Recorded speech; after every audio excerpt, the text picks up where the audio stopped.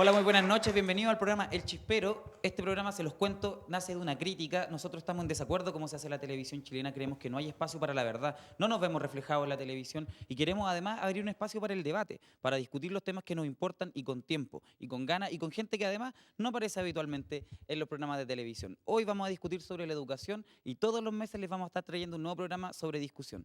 Esto es El Chispero, si el conocimiento no es crítico, es cómplice.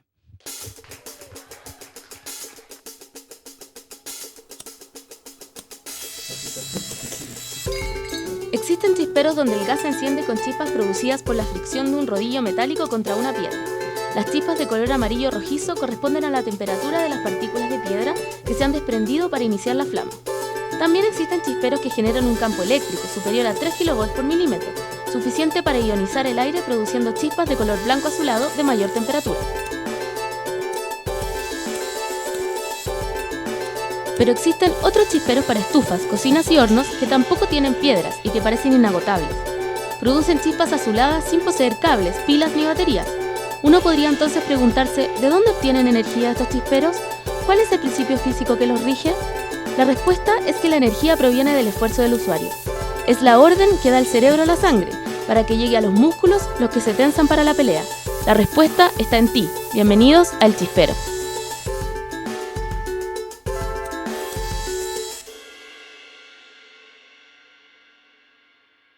Bueno, como les decía, vamos a hablar de educación. Desde el año 2006 se planteó que la educación estaba en una crisis y creemos que queremos discutir un poco si esa crisis continúa, si se mejoró con las leyes nuevas o no, y si de alguna manera funcionó el movimiento que en ese momento se creó. Para eso estamos con 4 invitados, los voy a presentar. Aquí a mi derecha está don Eduardo Santa Cruz, él es académico del Instituto de Comunicación e Imagen de la Universidad de Chile. Buenas noches, profesor. Buenas noches. Manolo. Él fue secretario de Comunicaciones de la FECH el año 2005 y actualmente es dirigente estudiantil. Buenas noches. Buenas noches, gracias por la invitación. Fernando Baeza. Fernando es, cuenta tú mismo de qué parte, de dónde vienes. Hola, buenas noches. Soy participante de la investigación sobre acceso a la educación superior que tiene el grupo de investigación del Centro de Estudio y Construcción Crítica de la Facultad de Ciencias Sociales y el OPECH también de la misma facultad.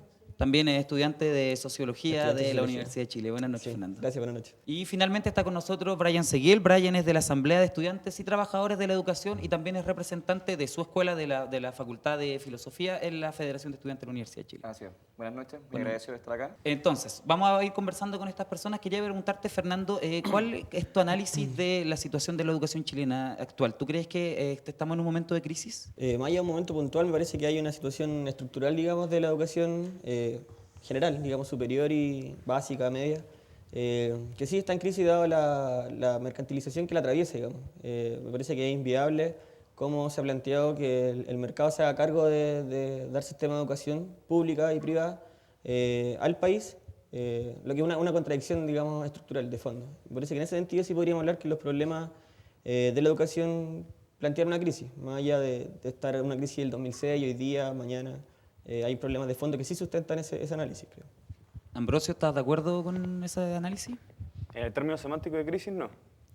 Una crisis significa que hay un proceso estructural, una coyuntura estructural que implica un cambio inminente estructural en lo que sería el sistema de educación superior. La verdad, yo creo que el sistema se va a mantener bastante estable, a menos que se haga un esfuerzo muy grande en realizar cambios sobre él.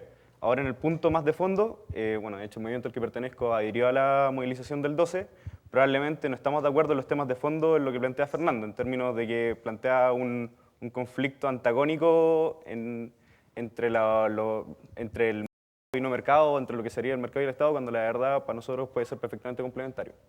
¿Usted, profesor, cree que exactamente ese problema de la mercantilización de la universidad, no solo de la universidad, sino también de la educación en general, ha sido beneficioso, ha sido perjudicial? Que no me parece que sea lo adecuado que el mercado sea el eje articulador de los distintos sistemas de educación. La experiencia histórica nuestra y la experiencia de muchos otros países actualmente en Europa, en otros lados, indican que eso debe ser un deber del Estado. El Estado debe... Ahora, el Estado no es sino una construcción política, histórica, jurídica, y que por lo tanto no es un ser, digamos, no sé qué esté por sobre la historia. Requiere ciertas características que en el caso chileno el Estado ya no tiene. Es decir, el Estado que tenemos hoy día es un Estado distinto, el Estado subsidiario que ha abdicado de su lugar primario, preponderante en el manejo no solo de educación, sino de muchos otros ámbitos de la vida social, a diferencia del Estado de décadas anteriores. Pero mi impresión es que no puede dejarse a la iniciativa privada y a las reglas del mercado el lugar preponderante del desarrollo educacional. Generalmente en estas fechas, hacia finales del primer semestre, también hay una importante movilización. La Confech sacó un petitorio hace poquito, unas propuestas, digamos, y Brian, ¿tú podrías contarnos un poco de qué se trata? Sí, bueno, fundamentalmente el petitorio de la Confech, que actualmente se está discutiendo a nivel nacional, consta de 3 ejes fundamentales que instalan en el debate público lo que precisamente mencionaba acá Fernando, la crisis en el sistema educativo, que es inminente, pero sobre todo es inminente para los actores sociales y políticos, ¿ya? Que eso me gustaría recalcarlo. La crisis no se explica estructuralmente en sí, sino que se explica en función de un actor político, en este caso que es el estudiantado, que se está reposicionando en el escenario político actual. En ese sentido, nosotros podemos ver cómo progresivamente desde el 2006 en adelante se instala la crisis como un lugar común discursivo, pero también efectivo, porque para muchas personas tiene sentido. Y de este modo, actualmente, en las movilizaciones del 2011, la Confech instala 3 ejes sobre un petitorio que consta de financiamiento, el otro eje que tiene es sobre democratización y el otro eje que tiene es sobre acceso. En términos de financiamiento se plantea que el Ministerio de Educación, o sea, el gobierno a través del Ministerio de Educación, debería entregar más fondos para las universidades del CRUT a través de un fondo de revitalización, eso como en términos más genéricos.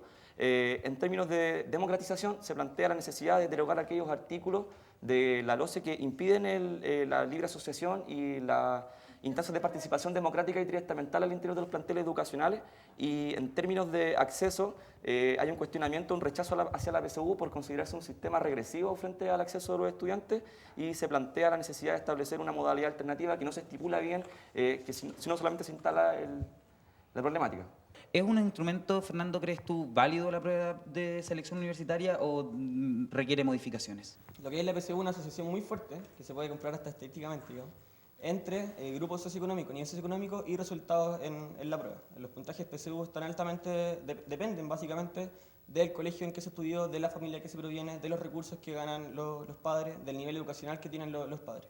Por lo tanto, lo que hay a través de la PSU es básicamente una reproducción de las desigualdades sociales que existen en Chile en un nivel, digamos, aberrante. Somos de los países más desiguales, todos sabemos, no solo de la región, sino que también del mundo entero.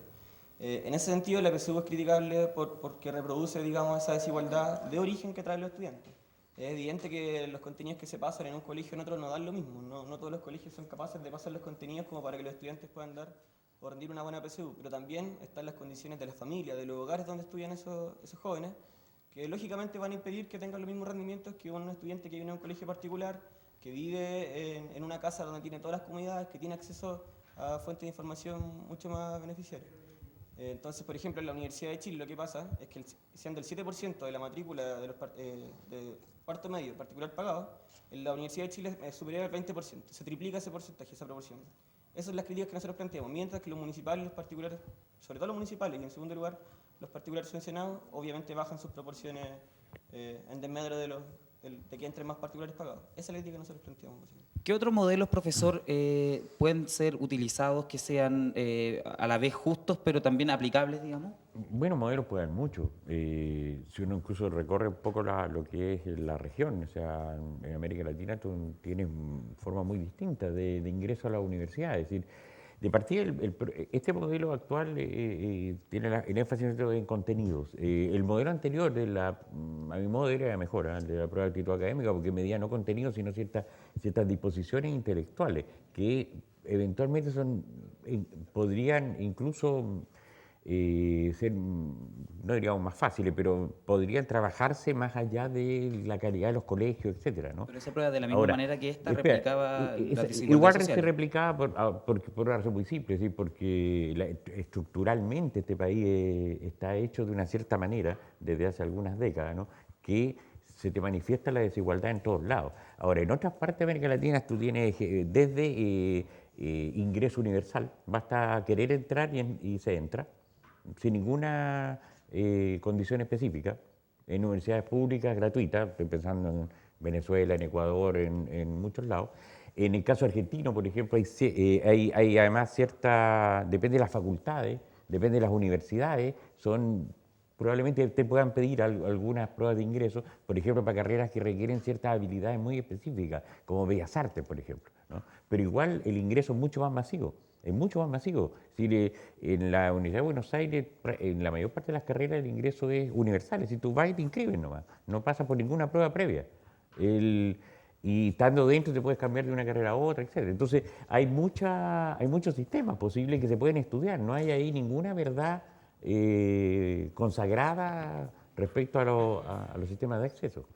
A partir del gobierno militar se estableció que la educación chilena tiene básicamente tres patas. Una que es pública y se hace a través de las municipalidades, otra que es subvencionada y se hace a través de, digamos, una especie de mixtura, y finalmente un tipo de educación privada. Eso es la base, digamos, del sistema educacional chileno y ha permitido algunos logros, como por ejemplo un gran aumento de la cobertura. ¿Crees tú que el tema del ingreso de exactamente esos sectores, Ambrosio, el tema del lucro, ha sido un aporte para la educación chilena? El tema del lucro tiene que ver si es que los actores que se encargan de proveer educación pueden o no pueden ganar plata. O sea, en el fondo si están obligados a reinvertir todo, porque evidentemente uno puede no tener lucro y cobrar muy caro, que es probablemente lo que hace la Universidad de los Andes, que la verdad que están muy interesados en captar talentos para formarlos según su visión de mundo. Primero que es claro es que sin lucro igual puede ser una cuestión muy cara. La pregunta es, ¿es legítimo o no es legítimo? ¿Se hace bien o no se hace bien? Yo creo que si hace bien o no se bien da un poco lo mismo, tal vez permitió que entraran más actores que estaban interesados en ganar lucro y que eso permite formar gente. La pregunta clave es cuánto valor le agregas a la persona que se está formando. Yo creo que la discusión es real pasa hoy en día, y de hecho es lo que probablemente está pasando con la educación, porque obviamente cuando uno entra a la universidad, pasa 6, 5 años, no sabe muy bien cómo hacer esa educación que tener, se está prácticamente casando con un tiempo y buena parte de su proyecto de vida con eso, y es si efectivamente las expectativas que uno tiene se van a cumplir cuando egrese. Las expectativas que uno tiene, ahí entra el tema del lucro. Hay gente que está ganando plata, defraudando expectativas. Si tú me preguntas qué es lo que debiese ser perseguido o castigado, debiese ser eso. Ganar lucas, bueno, si ganas lucas y entregas una educación no hay ningún problema. Yo creo que un ejemplo símbolo acá puede ser perfectamente lo que es la Adolfo Ibáñez, que efectivamente entrega educación de muy buena calidad. Ahora en el tema particular de la problemática de acceso, obviamente, muy de acuerdo con lo que decía el profe, cualquier instrumento de acceso te reflejar las desigualdades. Ahora hay un tema súper importante, que no es binario. No es, refleja o no refleja, entonces no hagamos nada. Es cuánto. Porque hay instrumentos que reflejan más desigualdad y otros que reflejan menos desigualdad. Lo que decía el profe, creo hay estudios sobre la prueba de aptitud que demuestran que en realidad refleja un poquito menos la desigualdad de lo que le hace actualmente la PSU. Si bien el discurso era que midiendo conocimiento y los conocimientos era una cuestión más transversal, eso fue la suposición, se iban a poder reducir las desigualdades. Finalmente resulta que los colegios particulares pagados pueden pasar mucho más conocimiento. Ahora, ¿dónde se producen las desigualdades? En cada punto del acceso, si es que tú ves los datos del REMDES, inscripción. La gente que se inscribe para entrar a la educación superior y da la prueba. El siguiente punto es quienes efectivamente van a darla. El siguiente punto es cuando ya la dieron y postulan. Y el siguiente punto es cuando ya los seleccionan y ahí cuando ya se matriculan. Brian, ¿crees tú que se necesita una reforma fuerte en ese sentido, digamos, de la escuela básica y secundaria? Bueno, evidentemente sí, y por los argumentos que planteaba acá más o menos Fernando, en el sentido de que la segmentación y las diferencias de clases que existen en el acceso a la educación, evidentemente se traducen en el acceso universitario. Y en eso igual es importante instalar que más allá de la discusión técnica, si es que debiese acceder tal persona o no tal persona, eso en última instancia no podría ser un problema. Y en ese sentido es necesario explicitar por qué para nosotros el acceso es una problemática y por qué la elitización de la educación en términos del acceso también es una problemática. Y eso es porque precisamente no nos hemos sentado como sociedad a cuestionarnos cuál es el carácter que debe tener esta educación.